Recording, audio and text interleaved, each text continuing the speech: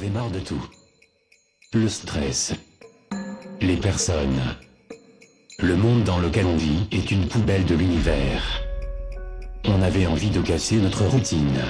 Et de prendre une pause. On voulait se séparer du monde connecté et pathétique dans lequel on vit. Clara et moi sommes donc partis une semaine dans un chalet en montagne. Perdus à l'abri de tout. On avait quand même pris notre téléphone avec nous, pour faire quelques photos de la forêt et du chalet. J'en avais pris une à l'extérieur et dans plusieurs pièces. Plus tard on est allé se reposer sur la terrasse, qui donnait sur une vue magnifique. J'ai pris une autre photo. Quelques heures après nous sommes montés dans notre chambre. Car la forêt de nuit était sombre et vraiment flippante. Je visionnais les photos du chalet. Et celles de la façade. Je vis à la fenêtre une silhouette blanchâtre.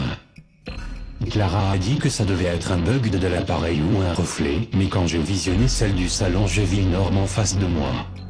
J'en ai pas pris conscience. Je ne me suis pas posé de questions. Nous sommes allés se coucher. Pendant la nuit, je me réveilla plusieurs fois en me sentant observé. C'était très dérangeant. Clara entendait des grattements et de longs râles. Le lendemain, je suis allé dans la cuisine et je vis gravé sur la table: tu nous rejoindras. On commençait à avoir peur. Donc on s'est informé avec mon téléphone sur ce chalet. Par chance, j'avais du réseau. Sur internet, je vis que plusieurs crimes avaient été commis autour du chalet. Et des sortes de rituels. La journée, il ne s'était rien passé. Mais la nuit, on a essayé de m'étrangler. Je me réveillais à toutes les heures, et c'était de pire en pire. Il y avait gravé: nous vous attendons sur mon ventre. L'heure suivante, je vis un horrible visage devant moi qui avait un long sourire. Et des yeux blancs. Avec un corps tout maigre. Et qui ne se tenait pas droit. Car il avait une jambe plus longue que l'autre, comme si on lui en avait coupé une.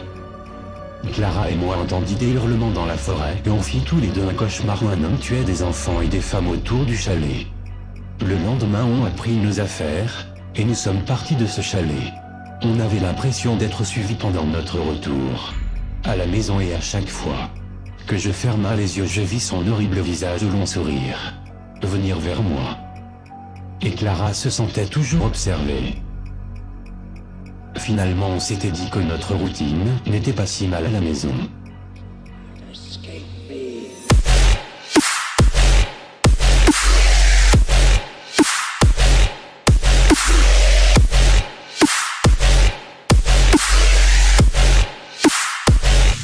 Whoa.